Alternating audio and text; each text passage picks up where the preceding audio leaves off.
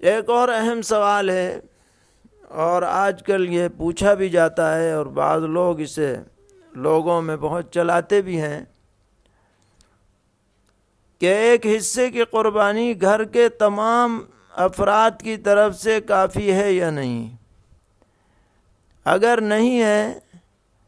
تو حضرت ابو ایوب انصاری رضی اللہ تعالی عنہ کی اس حدیث کا کیا جواب ہوگا کہ حضرت عطا ابن یسار فرماتے ہیں کہ میں نے حضرت ابو ایوب انصاری رضی اللہ تعالی عنہ سے پوچھا کہ پیغمبر علیہ السلام کے زمانے میں قربانیاں کیسے ہوا کرتی تھیں؟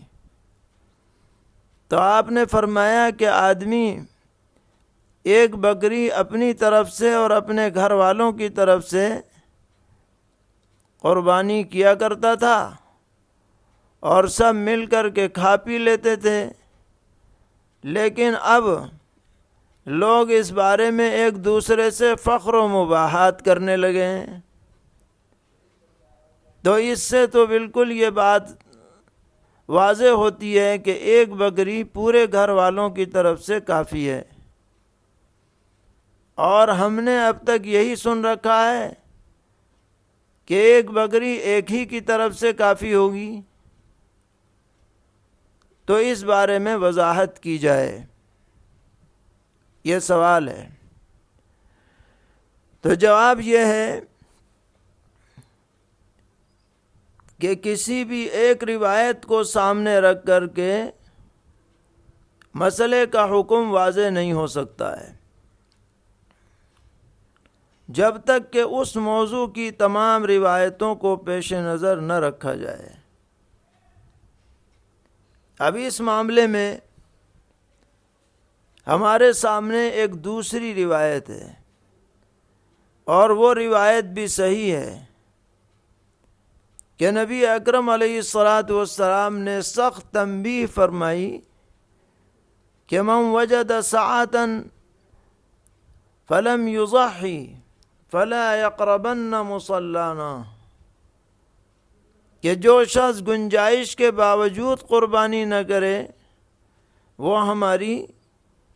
عیدگاہ کے قریب نہ آئے۔ اب اس میں من بالکل عام ہے اور وجد ساعتن بھی عام ہے،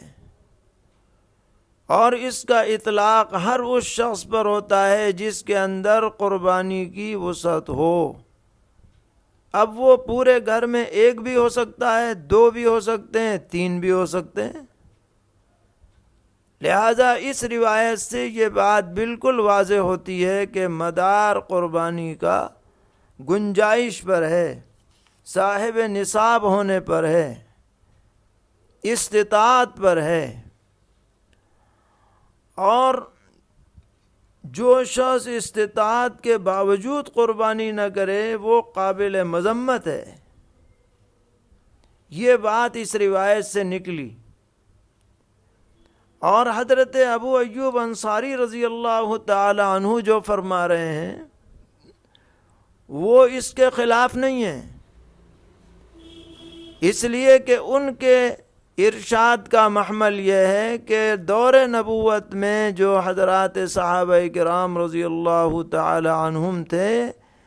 ان میں زیادہ تر معمول یہ تھا کہ جس شخص پر قربانی واجب ہوتی تھی بس وہی اپنی واجب قربانی زیادہ تر کیا کرتا تھا،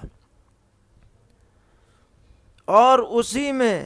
اجر و ثواب کے اندر اپنے دیگر اعزاء کو بھی شامل کر لیتا تھا، گھر والوں کو بھی۔ یہ نہیں ہے کہ وہ لوگ بھی اگر صاحب استطاعت ہوں تو ان کی طرف سے بھی وہ قربانی کافی ہو جائے۔ یہ مطلب لینا اس روایت کا ضروری ہے تاکہ اس کا ٹکراؤ من وجد ساعتن والی روایت سے نہ ہو۔ تطبیق کی شکل دی جائے گی، اور وہ پہلو اختیار کیا جائے گا جس کے اندر احتیاط ہو، اور احتیاط اسی میں ہے کہ ایسے شخص پر جو قربانی کی وسعت رکھتا ہو